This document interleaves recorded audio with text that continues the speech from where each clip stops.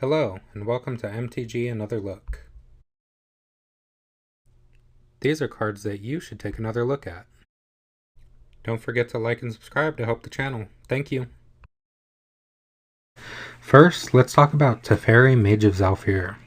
For 2 and 3 blue mana, you get a 3/4 human wizard with flash.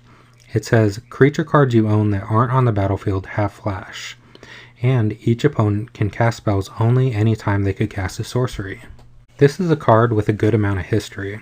It was one of the premier cards in its standard format back in Time Spiral when it was originally released. It was used in the top control decks and was strong against other decks in the format, but especially in the control mirror. There were lots of blue and black decks dominating the format with strong counterspells and damnation. Mystical Teachings was in the same set and worked extremely well with it. It also was a great way to counter spells with the suspend mechanic that were first printed in the set as well. Teferi was a very powerful card in its time. But Teferi is still a very powerful card in this time too. Let's talk about it. First of all, Teferi is a reasonably beefy creature with flash. Playing at instant speed is so strong. Teferi can always be used as a surprise blocker to eat up a value creature, or be played at end of turn to be a surprise attacker directed at someone who attacked and left himself open. That flexibility that flash provides can be a great skill-intensive mechanic that can help you edge out corner case advantages against opponents. Now imagine the flexibility that Teferi has as a mid-sized flash creature, but staple it on every other creature in your deck. Just large creatures like Atali Primal Conqueror being able to be flashed in can dramatically alter the board state.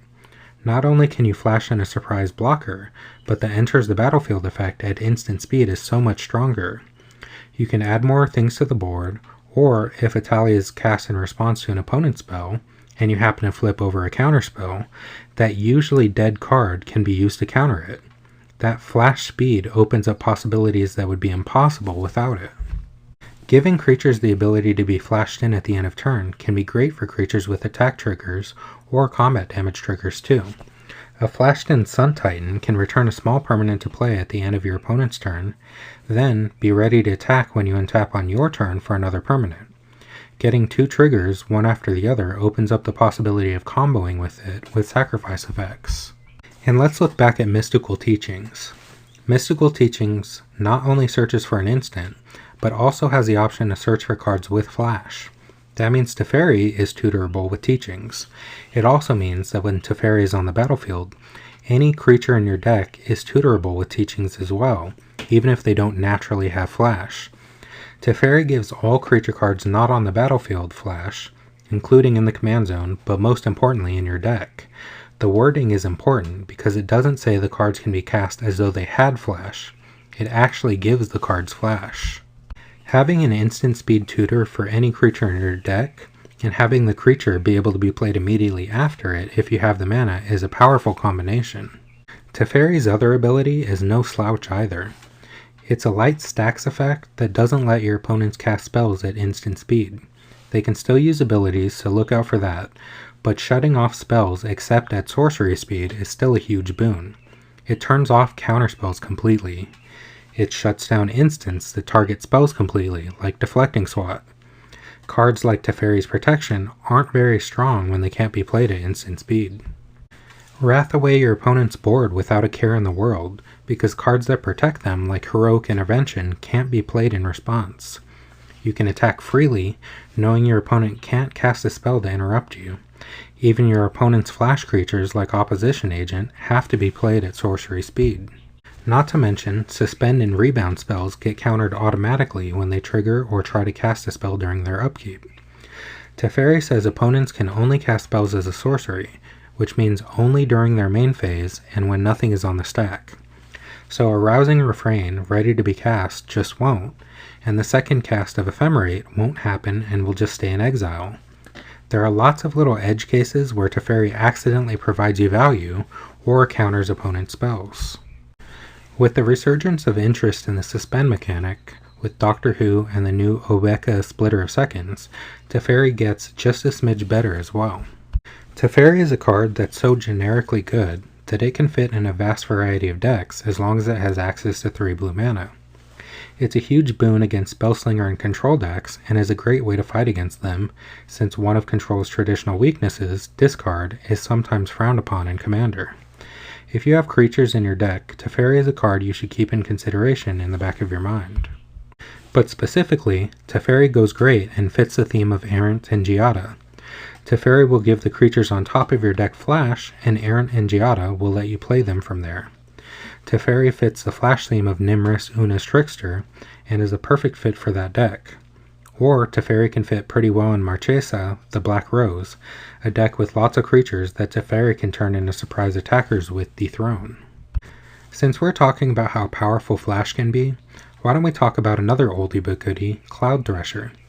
For 2 generic mana and 4 green, so 6 mana total, you get a 7/7 with flash and reach. When it enters the battlefield, it deals 2 damage to each creature with flying and each player, and it has an evoke cost of 2 and 2 green. Evoke means you can pay the evoke cost to cast a creature, it comes into play and you get the ETB effect, but then you sacrifice it immediately in response to the ETB effect on the stack. So this is a massive creature. Cloud Thresher actually saw a lot of play in its standard season too, because Blue-Black Fairies was one of the dominant decks. Cloud Thresher eats up all the little flying tokens that were in standard. It was a great way to work around counterspells and make your opponents pay dearly for playing Bitter Blossom. There was also some ETB themed decks going around with Makeshift Mannequin enabling instant speed reanimation to trigger the effects. Cloud Thresher fit right in back then. So what can we take away from that history when it comes to Commander nowadays? I think Cloud Thresher still is a reasonable option to include in decks that are mono green or 2-color but heavy green. Why would we want to play it? Well, let's go back to one of its uses in Old Standard. There are still a lot of small flying creatures, lots of fairy tokens in Alela, Artful Provocateur, and similar decks. There are tons of flying spirit tokens in Token and Aristocrats decks like the Least Reverent Medium. These types of decks are common, and Cloud Thresher can do a nearly one-sided board wipe against those go-wide spirit token strategies. Those decks are common, but you're not guaranteed to run into them frequently. Cloud Thresher just happens to have an ability that can demolish these strategies at instant speed if you happen to run into them. But what Cloud Thresher is amazing at is eating dragons. When your opponent is attacking with a big flyer, like a 6/6 dragon, into what they think is an open board, you can wipe out their big threat with an instant speed blocker you get to keep around, in green. That's not something a lot of people will be expecting nowadays. It doesn't have to block flyers, although being able to bully flyers is what it does best. A massive surprise blocker can demolish an aforementioned Sun Titan or its ilk, and stick around and attack them back next turn. Even a surprise 7/7 played at end of turn to attack an unsuspecting player can put a player that left himself open on the back foot. Cloud Thresher is just a very big body that you can play optimally at instant speed. It also has the evoke ability if all you need is the ETB effect, but the evoke ability is great along with blink effects. Paying 4 to evoke the Cloud Thresher and casting Ephemerate for 1 more mana means you get the ETB effect twice, eat up even angel tokens, and then get to keep the Cloud Thresher around to attack, all for 5 mana. Cloud Thresher is a very budget card that can put in some serious work and surprise opponents. It can fit in decks with elemental synergies, like Horde of Notions, or fit in big stompy decks, especially ones that like to double power or give discounts, like Goreclaw, Terror of Calcisma, or fit in blink decks that may want to evoke it or multiply the ETB effect, like Emiel the Blessed. Next, let's talk about Unlicensed Hearse, a graveyard hate artifact from Streets of New Capenna. For 2 mana, it's a vehicle with crew 2.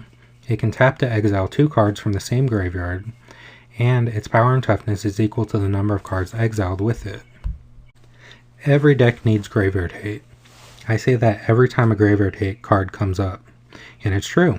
You need to cover your bases, eat your vegetables, and play interaction for your opponent's strategies so that the rest of your deck will function. Graveyards, artifacts, enchantments, there are all powerful decks in these strategies that will just blow you out of the water and leave you no chance to even compete if you don't come prepared with some interaction for them. Unlicensed Hearse is a great graveyard hate card that I sometimes forget about. A lot of graveyard hate cards are either not very useful except in the one scenario where you absolutely need them when facing a graveyard deck. Two of the very few cards that are not situational that deal with graveyards are Bojuka Bog and Scavenger Grounds. Since a graveyard hate effect is on a land, you can play them with no opportunity cost. Most of the other graveyard hate cards have an opportunity cost. You're trading a deck slot that could be used in theme for a piece of interaction that you need. Luckily, the opportunity cost on Unlicensed Hearse is very small. It only costs 2 mana, so it's easy to cast and include in most decks. There will always be cards in graveyards, even if you're not facing a deck centered solely on the graveyard. You will always have a chance to grow the number of cards exiled with it each turn, and it can sit around as a vehicle with an easily large power and toughness you can attack and block with whenever you want. Unlicensed Hearse fits great in decks that care about committing crimes, like Gisa the Hellraiser, especially those limited to once per turn. The Hearse can help you commit a crime on opponent's turns and try to get the crime effect 4 times per turn cycle. It's great as graveyard hate in decks that care about artifacts in play or benefit from vehicles like SRAM, Senior Edificer, or with commanders that care about tapping creatures like Wily Duke, a teen hero. Next, let's talk about Inspired Tinkering from Commander Legends Battle for Baldur's Gate. For 4 and a red, you get a sorcery that reads, exile the top 3 cards of your library. Until the end of your next turn, you may play those cards. Create 3 treasure tokens. This is a card I love to play, and I think is still very underrated. For 5 mana, you get red's version of card draw. You impulse draw 3, and it's the good kind, where you can play the cards until the end of your next turn. And it also refunds you mana in the form of 3 treasure tokens. So, if you have to use the mana immediately, overall you are rewarded for having access to 5 mana by getting an upgraded Reckless Impulse. For the same overall amount of mana spent, you get to see 1 more card than with Reckless Impulse. Not bad, even just thinking about it that way. But when you add in cards that synergize with each part of the card, you come out with something that's a lot better than a Reckless Impulse. If you have an Academy Manufactor, you make 9 artifact tokens instead of just the 3 treasures. If you have an effect that doubles or triples tokens, like let's say an O'Hare Talk Deepest Foundation, then suddenly you impulse draw and ramp yourself with Inspired Tinkering. Speaking of your new Jeska's Will at home, copying this spell leaves you with twice as much value. With a Swarm Intelligence or other passive copy effect in play, you get 6 impulse draws and 6 treasures, coming ahead on mana again, to either ramp you a little bit that turn, or a whole lot if you save them for next turn. Red has a lot of trouble maintaining consistent card advantage, but Inspired Tinkering is a great card to keep your deck rolling smoothly. And when you add the synergies we talked about, the double value from copying the spell or tokens can put it ahead of cards from other colors with access to much better draw than red normally. For example, in a Mizzix of the Ismagnus deck, you can pay as little as 1 mana to get 3 impulse draw and 3 treasures. That ramp plus draw is better than just a normally good draw spell in blue. It goes great in decks that care about artifacts, sacrificing permanents, or treasure synergies like Vihan Goldwaker, or really any kind of Spellslinger deck that can reliably copy spells, like Veyran Voice of Duality. Lastly, let's talk about Elder Arthur Maxon from the Fallout Commander decks. For 1 white and a black, you get a 4/2 Human Knight. It gives all your creature tokens training, which means if they attack alongside something with greater power, they get a +1/+1 counter. And it can also sacrifice another creature to give itself indestructible until end of turn. Art here is a powerful Aristocrats and Tokens card. He makes a decent commander or even just a good addition to the 99 of another deck. He does 2 of the things that Aristocrat decks want to be doing, which is turning your dinky 1/1 tokens into damage or another way to win the game, and providing a free sacrifice outlet.